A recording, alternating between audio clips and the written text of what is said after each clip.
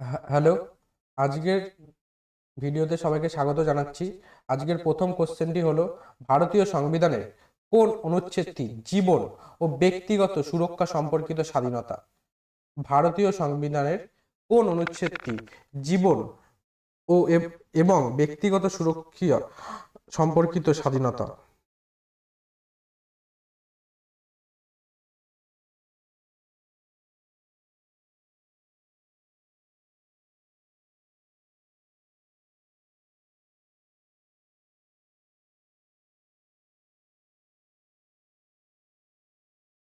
তাহলে আমাদেরকে আগে জানতে হবে জীবন এবং ব্যক্তিগত সুরক্ষা সম্পর্কিত কিরকম অধিকার। জীবন এবং ব্যক্তিগত সুরক্ষা সম্পর্কিত এটা কেমন অধিকার? এটা আমাদের মৌলিক অধিকার। এটা আমাদের মৌলিক অধিকার। মৌলিক অধিকার। এটা আমাদের মৌলিক অধিকার। আর এটি আছে 21 নম্বর ধারায়। এটি আছে 21 নম্বর ধারাতে আছে। আমাদের সংবিধানের 21 নম্বর ধারায় এটি আছে। এবং যদি বলে 19 নম্বর ধারা কি আছে? 19 নম্বর ধারা আছে, 19-এর 1 নম্বর ধারা আছে ব্যক্তিতা এবং অভিব্যক্তি। 2 নম্বরে আছে 19-এর 2 নম্বর ধারা আছে সমাবেশ। 19-এর 3 নম্বরে সমিতি বা ইউনিয়ন। 19-এর 4 ভারত ভূখণ্ড জুড়ে চলাচল। 19-এর 5 বাসস্থান। 19-এর 6 পেশা। আর 21-এর যদি বলে 21 জীবন ও ব্যক্তিগত স্বাধীনতার সুরক্ষা। 21-এর জীবন ও ব্যক্তিগত স্বাধীনতার সুরক্ষা। আর 22 নম্বর ধারা কিছু ক্ষেত্রে গ্রেপ্তার ও আটক থেকে সুরক্ষা। কিছু ক্ষেত্রে যদি গ্রেপ্তার হয়, আটক থেকে সুরক্ষা দেবে। 22 নম্বর ধারাতে বলছে মানব পাচার। 23 নম্বর ধারা মানব পাচার ও জবরদস্তিমূলক শ্রম নিষিদ্ধকরণ। মানব পাচার ও জবরদস্তি শ্রম নিষিদ্ধকরণ। এবং 21-এর 1 নম্বর ধারাতে আছে 21-এর 1 নম্বর ধারা 21-এর 1 ধারায় বলা আছে শিক্ষার অধিকার। শিক্ষার অধিকার 2002 সালে 2002 সালে 2002 সালে 2002 সালে 86তম সংশোধনের মাধ্যমে 86তম সংবিধান সংশোধনের মাধ্যমে যেটা আমাদের মৌলিক অধিকার হিসাবে যুক্ত করা হয়। কিসের অধিকার? শিক্ষার অধিকার। 6 থেকে 14 বছর বয়সী বাচ্চাদের, শিশুদের জন্য বিনামূল্যে শিক্ষা দেওয়া হবে। এটি আমাদের 2002 সালে 86তম সংশোধনের মাধ্যমে, সংবিধান সংশোধনের মাধ্যমে এটা আমাদের সংবিধানে যুক্ত করা হয়। এবং এটাতে বলা হয় যে 6 থেকে 14 বছরের বাচ্চাদের বিনামূল্যে শিক্ষা প্রদান করতে বাধ্য থাকবে। আর এটি 2009 সালে 2009 মাধ্যমে কার্যকর করা হয় শিক্ষার অধিকার আইন 2009 মাধ্যমে। এবং এবং 24 নম্বর ধারায় বলা হয় কারখানায় ইত্যাদিতে শিশু নিয়োগ নিষিদ্ধকরণ। কারখানায় ইত্যাদিতে শিশু নিয়োগ নিষিদ্ধকরণ থাকবে। তাহলে আর এই পরবর্তী কোশ্চেনে যাওয়া যাক। বলছে রাজ্যপালকে শপথ গ্রহণ কে পাঠ করান? রাজ্যপালকে শপথ গ্রহণ কে পাঠ করান?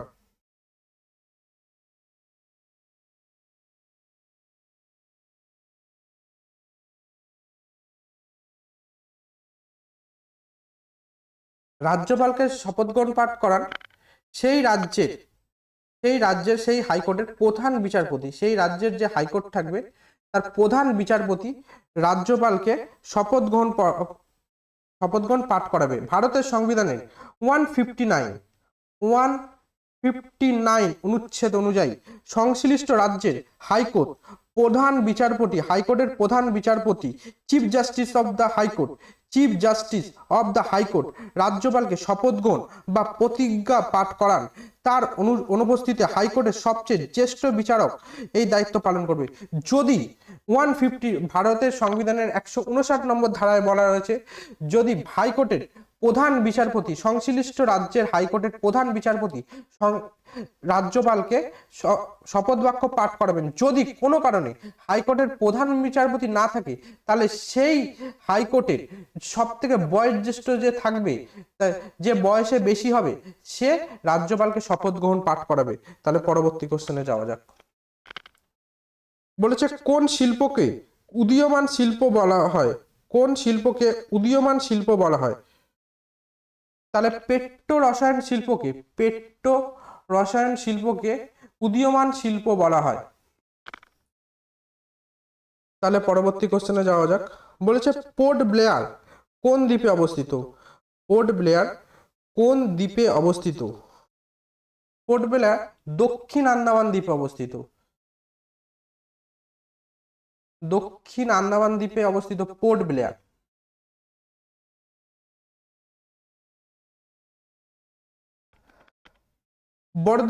বরদৌলি সত্যাগ্রহ 1928-এর নেতাকে? বরদৌলি সত্যাগ্রহ 1928-এর নেতাকে? তাহলে এখান থেকে আমরা জানতে পারি বরদৌলি সত্যাগ্রহটা হয়েছিল 1928 সালে। 1928 সালে বরদৌলি সত্যাগ্রহের নেতা সর্দার বল্লভভাই প্যাটেল। সর্দার বল্লভভাই প্যাটেল বরদৌলি সত্যাগ্রহের নেতা ছিলেন।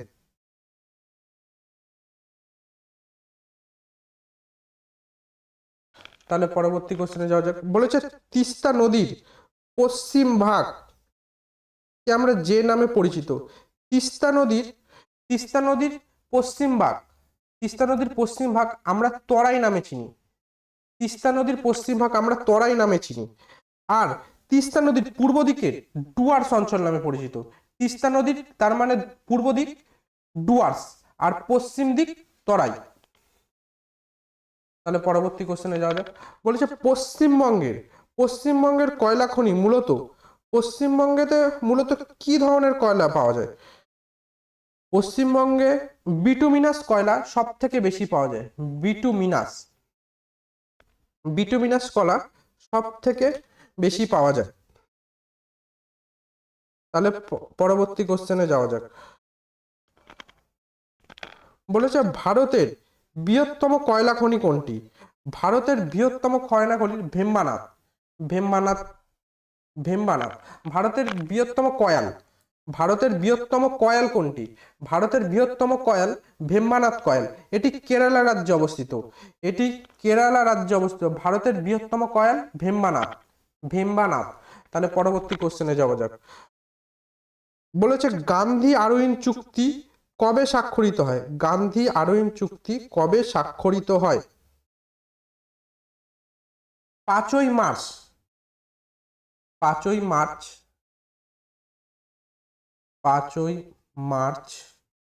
1931 গান্ধী আরউইন চুক্তি হয়েছিল। তাহলে পরবর্তী কোশ্চেনে যাওয়া যাক। রাজ্য পরিষদ কি নামে পরিচিত? রাজ্য পরিষদ আরেকটা কি নামে পরিচিত? রাজ্য পরিষদ কাউন্সিল অফ স্টেট মূলত রাজ্যসভা নামে পরিচিত। রাজ্য পরিষদ একে ইংলিশে বলে কাউন্সিল অফ স্টেটস, এটি রাজ্যসভা নামে পরিচিত।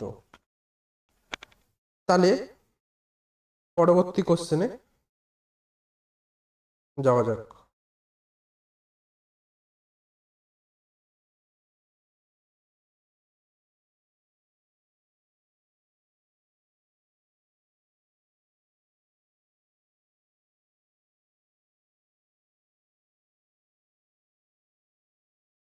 বলেছে আরবিআইতে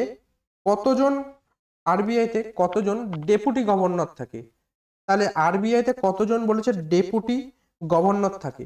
তাহলে আমাদের জানতে হবে একজন গভর্নর থাকে আরবিআইতে। রিজার্ভ ব্যাংক অফ ইন্ডিয়া একজন গভর্নর এবং একজন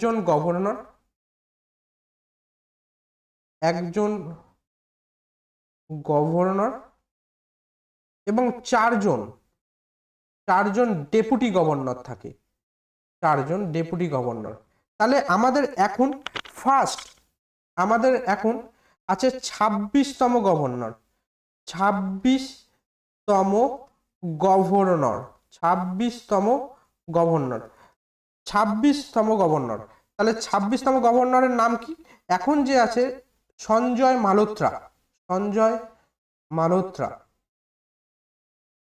মালহোত্রা এখন যে আছে তার নাম সঞ্জয় মালহোত্রা। তাহলে আমরা এখান থেকে জানতে পারলাম 4জন ডেপুটি গভর্নর, ডেপুটি গভর্নর। তাহলে 1+4, আরবিআইতে একজন গভর্নর থাকে এবং 4জন ডেপুটি গভর্নর থাকে। তাহলে আমাদের এখন ফার্স্ট যে আমাদের 26তম গভর্নর আছে তার নাম কি? তার নাম হলো সঞ্জয় মালহোত্রা। আর যে 4জন ডেপুটি গভর্নর রয়েছে তাদের নাম পুনম গুপ্তা, পুনম গুপ্তা, পুনম গুপ্তা, পুনম গুপ্তা, স্বামীনাথন জানকীরামন, শিশির চন্দ্র মুর্মু এবং টিবি শঙ্কর। এই 4জন ডেপুটি গভর্নরের নাম। তাহলে পরবর্তী কোশ্চেনে যাওয়া যাক।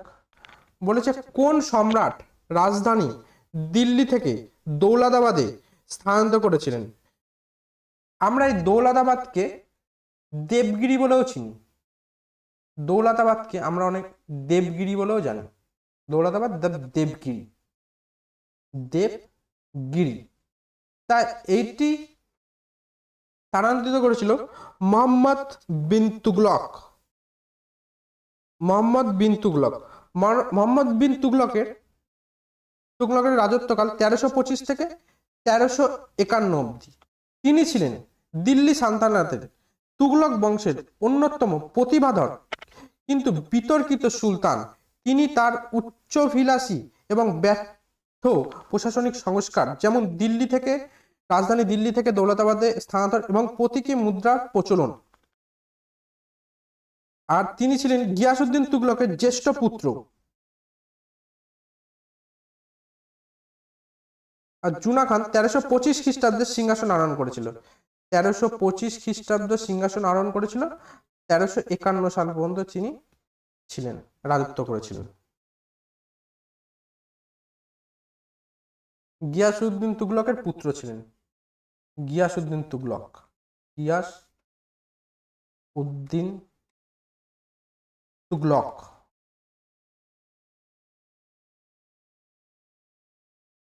তাহলে পরবর্তী কোশ্চেনে যাওয়া যাক।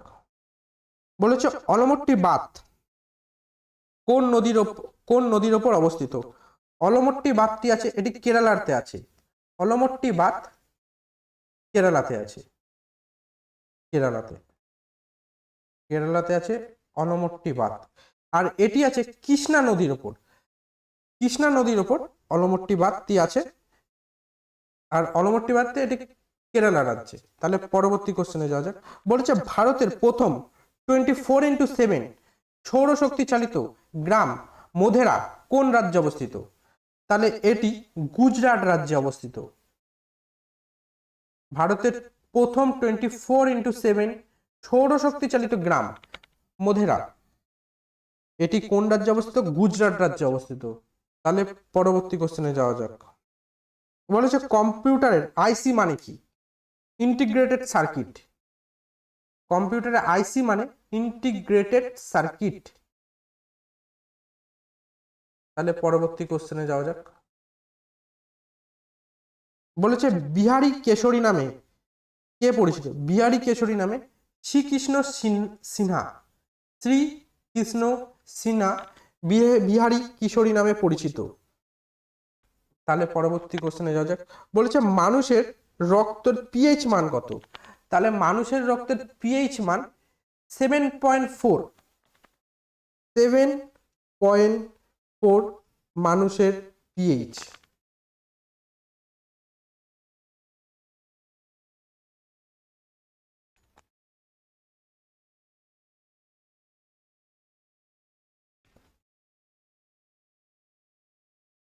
তাহলে পরবর্তী কোশ্চেনে যাওয়া যাক।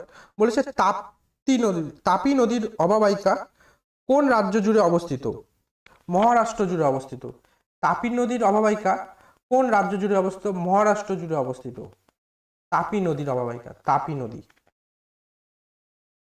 তাহলে পরবর্তী কোশ্চেনে যাওয়া যাক। বলেছে নিচের কোনটি ফোর্থ প্রজন্মের কম্পিউটারের উদাহরণ নয়? তাহলে মনে রাখবে এগুলো সব মুখস্থ না হলে এগুলো পড়তে হবে। অ্যাপেল 2 এটি fourth generation. TRS 80, TRS 80, TRS 80 fourth generation. Star 100, 1000 এটাও ফোর্থ জেনারেশন। কিন্তু আইসিএল 2900 এটি থার্ড জেনারেশন প্রজন্মের কম্পিউটার।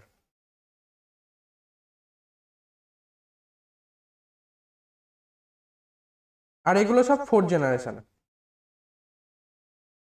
তাহলে পরবর্তী কোশ্চেনে যাওয়া যাক।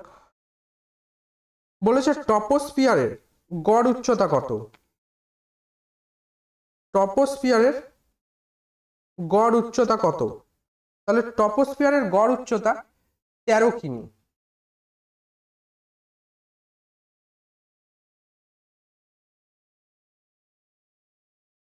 তাহলে আজকের মতো ক্লাসটা এখানে শেষ করছি, দেখা হচ্ছে পরের ভিডিওতে।